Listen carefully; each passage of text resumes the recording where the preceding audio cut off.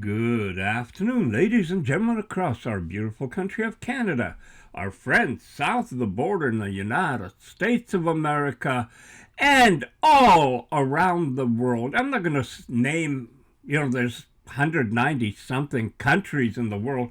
By the way, do you realize when the West says that the world is united against Russia and support for Ukraine? Well, basically, that's 40 countries, I guess, is what the world's made up for the West, because that's the number of countries that support Ukraine and are sanctioning Russia.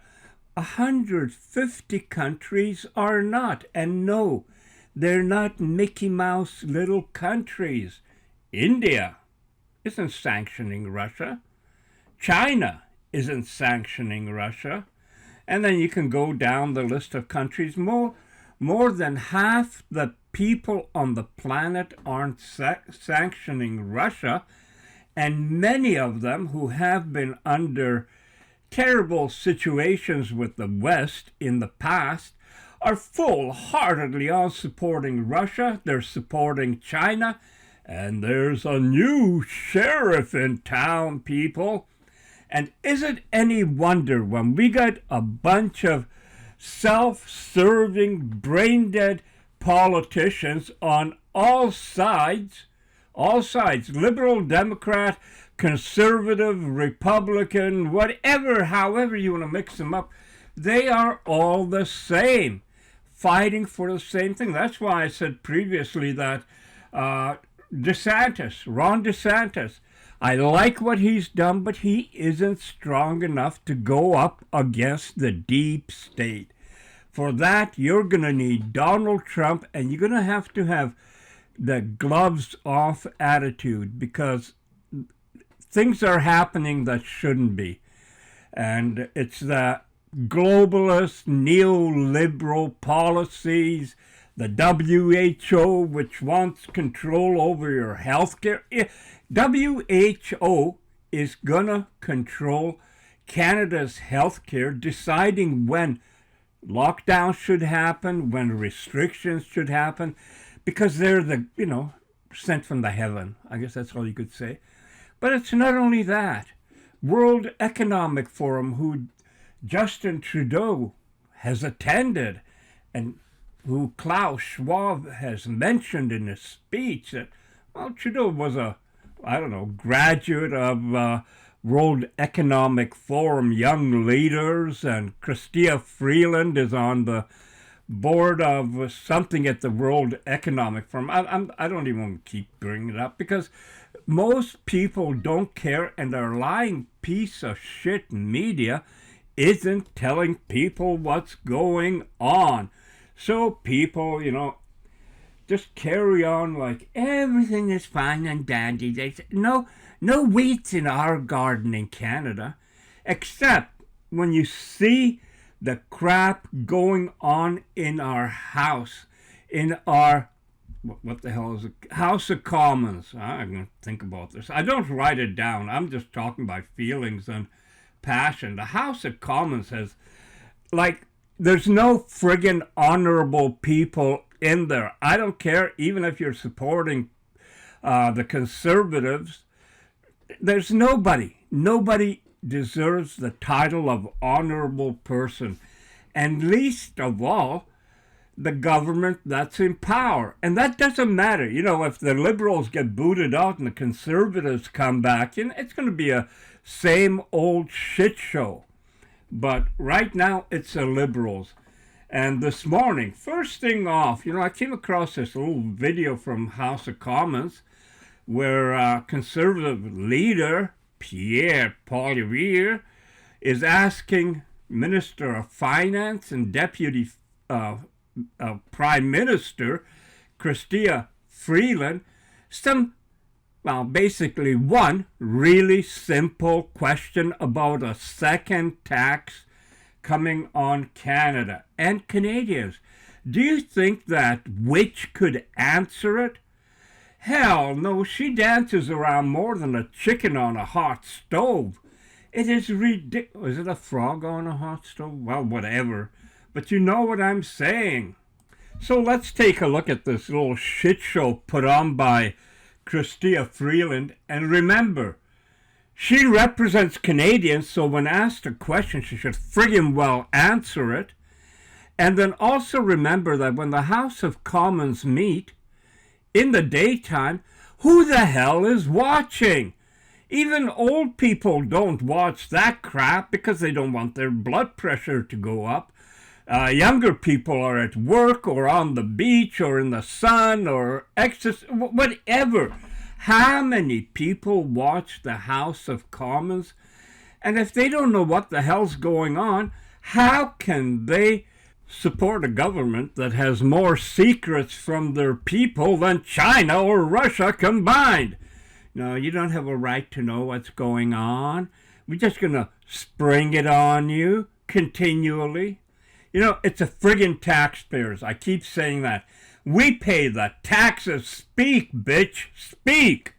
The government is introducing a carbon tax on heat, gas, and groceries. Will the government also apply the HST and GST on the tax? I'm glad to hear the leader of... Okay, I apologize for saying the B word, biatch, but this person works for Canadians. Period. She works for us. Not for Klaus Schwab or George Soros or whoever, or Justin Trudeau. She works for us. Answer the friggin' question. It's not rocket science. Even she should be able to tell. But our government thinks that we don't have a right to know. Oh, no. Just pay the friggin' taxes and don't worry your head about all the little details. The opposition talk about a price on carbon because that is a key element of our government's effort to fight climate change. And will the government charge HST on the carbon tax, yes or no? The ordinary taxes will be levied in the ordinary fashion. Does that include charging HST on the carbon tax, a tax and a tax, yes or no? The point, Madam Chair, is do you have a plan to fight climate change or do you not? The point is, does the government plan to tax the tax? Will the HST apply on the carbon tax, yes or no? The point, Madam Chair, is the Conservatives want to behave as if Canada can be an ostrich and put our head in the sand. The point is that Canadians can't afford to pay any more. Will she charge the HST on the carbon tax, yes or no? What Canadians can't afford is an official opposition that denies the fact that climate change is real. That is... What's your background and experience in climatology? Well, I've been in the field for a while. I got my PhD in 1982, and I was studying the weather and climate of the Arctic, actually. And that became very timely when one of the biggest concerns about global warming was the Arctic sea ice. And I gradually expectancy is my research over many decades now, as we reduce poverty and human development advances. Many topics. A lot of that has been fueled by over the last petroleum and coal. Are there better fuels out there?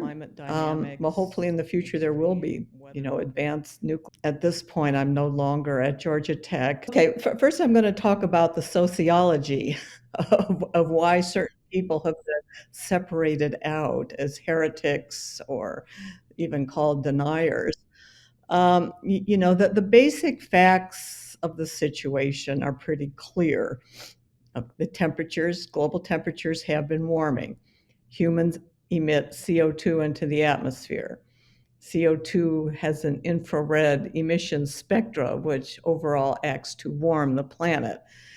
But there's a lot of disagreement about the most consequential issues. How much of the warming has been human-caused? How important is human-caused warming relative to solar variability, ocean circulation patterns, and so on? So there is some very legitimate disagreements about this topic. And myself and others that are in this category that you're talking about, we don't dispute the basics. What we do object to is the idea of a manufactured consensus for political purposes. This is not a natural scientific consensus that has emerged over a long time. It's a manufactured consensus of scientists, at the request of policymakers, which has been too narrowly framed. There's too much politics in it.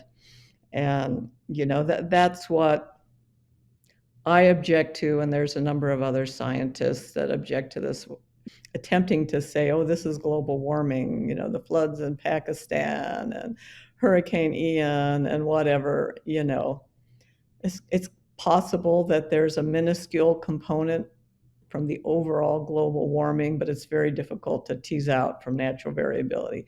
These events would have happened anyways, with possibly some minor change associated with the warming, but you can't really decipher that in an objective way.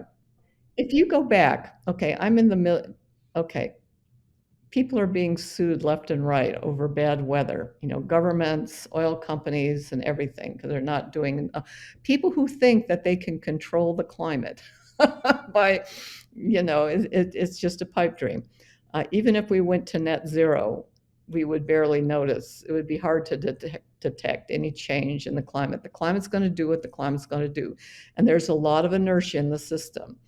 If the carbon dioxide that we've put in is as important, as bad as some people seem to think, those effects are going to be with us for a very, very long time. And stopping now isn't going to, change that trajectory very much. So, we just need to look forward and try to understand what's happened.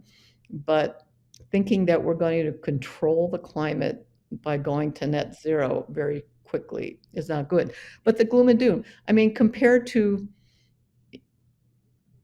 pre-industrial, is held up as some sort of, golden age that we're supposed to go back to. Well, pre-industrial, the weather was horrible. This was at the end of the Little Ice Age. It's the coldest period of the millennium. There were horrible famines and extreme weather and extremely terribly cold winters and springs and things like that. That was not good weather. The weather now is much better. Even look more recently, at least in the US, where I've looked most carefully, the weather was much worse in the 1930s by any measure. Forest fires, droughts, heat waves, hurricanes, everything that you can imagine in the US was much worse in the 1930s. Does anybody remember that? Well, no, most of those people are no longer living. But if you look at the data, there it sits. Most people just look at the data since 1950 or 1970. The 1970s and 1980s, that was a relatively benign period of weather. And so if you just do the trend since 1970, oh, the weather is worse now. Well, yes, but it's not worse than the 1930s or 40s or even the 50s. Your Royal Highnesses, Your Majesties, heads of state, excellencies, ladies and gentlemen, distinguished guests, it is a great honor to be able to play a part in this opening ceremony of the 27th Conference of the Parties. Mr. President, thank you. Mr. Secretary General, thank you for your leadership of the entire world. Because we continue to use the thin blue shell of atmosphere surrounding our planet as an open sewer. Today, as every day, we are spewing 162 million tons of man-made, heat-trapping, global warming pollution into the sky. It adds up and accumulates and lingers there. On average, each molecule lingers 100 years, and the accumulated amount now traps as much extra heat as would be released by 600,000 Hiroshima-class atomic bombs exploding every day on our planet. That's why we're seeing these disasters. And the pattern is very clear. It's getting steadily worse. We have a credibility problem, all of us. We're talking, and we're starting to act, but we're not doing enough. It is a choice to continue this pattern of destructive behavior. We have other choices. In my faith tradition, I learned a teaching that is common to all three of the Abrahamic religions, that God has set before humanity a choice between blessings and curses, between life and death. We face that choice today. We can continue the culture of death that surrounds our addiction to fossil fuels by digging up dead life forms from eons ago and burning them recklessly in ways that create more death, including 8.7 million people every year that die from the air pollution, principally caused by the burning of fossil fuels. The curses that we are continuing to choose are ever more apparent. We saw them on that amazingly powerful film, 1/3 of Pakistan underwater, 1,700 people killed. A heat wave in China that lasted 70 days with the heat above 40 degrees, 104 Fahrenheit, over a vast area of China. Stronger storms, bigger downpours, rain bombs, worse floods. Another million displaced in Nigeria 2 weeks ago. Another million in Chad a few days after that. The Nile Delta being salinated, just as Hannibal's fields were salted. We are causing the salting of the greatest agricultural area in Egypt, as well as in the Mekong Delta and elsewhere. Droughts are drying up the mighty Mississippi River in my country, the Tigris and the Euphrates in the cradle of civilization. Well, we've all known that they're using fear, was fear for your life. You got to go get a shot and another shot and maybe a booster and two, and you might have to have a booster every year or twice a year. That was all talk before. They're doing the same thing, and, teachers will be teaching the climate science, but not the alternative points of view. But the climate science is, God, it's dead on. We're all gonna die for our dirty deeds.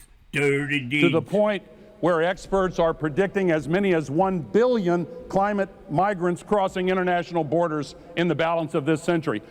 Think of the millions that are crossing borders now and the xenophobia and authoritarian populism that is caused by a large surge of refugees. And then imagine, if you will, what 1 billion climate refugees would do. It would end the possibilities of self-governance.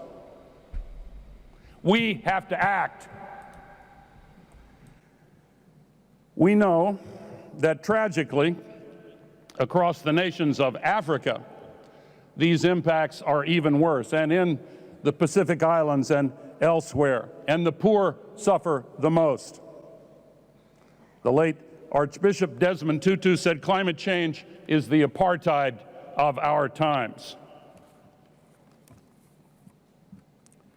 We don't have to choose curses. We can choose blessings, including the blessings of renewable energy. We are now in the early stages of a sustainability revolution that has the magnitude of the Industrial Revolution and the speed of the digital revolution. I'm an atmospheric physicist. I've published more than 200 scientific papers. For 30 years, I taught at MIT, during which time the climate has changed remarkably little. But the cry of global warming has grown ever more shrill. In fact, it seems that the less the climate changes, the louder the voices of the climate alarmists get. So let's clear the air and create a more accurate picture of where we really stand on the issue of global warming, or, as it is now called, climate change. There are basically 3 groups of people dealing with this issue. Groups 1 and 2 are scientists. Group 3 consists mostly, at its core, of politicians, environmentalists, and media. Group 1 is associated with the scientific part of the United Nations International Panel on Climate Change, or IPCC Working Group 1. These are scientists who mostly believe that recent climate change is primarily due to man's burning of fossil fuels, oil, coal, and natural gas. This releases CO2, carbon dioxide, into the atmosphere, and they believe this might eventually dangerously heat the planet. Group 2 is made up of scientists who don't see this as an especially serious problem. It's the group I belong to. We're usually referred to as skeptics. We note that there are many reasons why the climate changes: the sun, clouds, oceans, the orbital variations of the Earth, as well as a myriad of other inputs. None of these is fully understood, and there is no evidence that CO2 emissions are the dominant factor. But actually, there is much agreement between both groups of scientists. The following are such points of agreement. 1. The climate is always changing. 2. CO2 is a greenhouse gas without which life on Earth is not possible, but adding it to the atmosphere should lead to some warming. 3. Atmospheric levels of CO2 have been increasing since the end of the Little Ice Age in the 19th century. 4. Over this period, past 2 centuries, the global mean temperature has increased slightly and erratically by about 1.8 degrees Fahrenheit or 1 degree Celsius. But only since the 1960s have man's greenhouse emissions been sufficient to play a role. 5. Given the complexity of climate, no confident prediction about future global mean temperature or its impact can be made. The IPCC acknowledged in its own 2007 report that, quote, the long-term prediction of future climate states is not possible, end quote. Most importantly, the scenario that the burning of fossil fuels leads to catastrophe isn't part of what either group asserts. So why are so many people worried, indeed panic-stricken, about this issue? Here's where Group 3 comes in: the politicians, environmentalists, and media. Global warming alarmism provides them, more than any other issue, with the things they most want. For politicians, it's money and power. For environmentalists, it's money for their organizations and confirmation of their near religious devotion to the idea that man is a destructive force acting upon nature. And for the media, it's ideology, money, and headlines. Doomsday scenarios sell.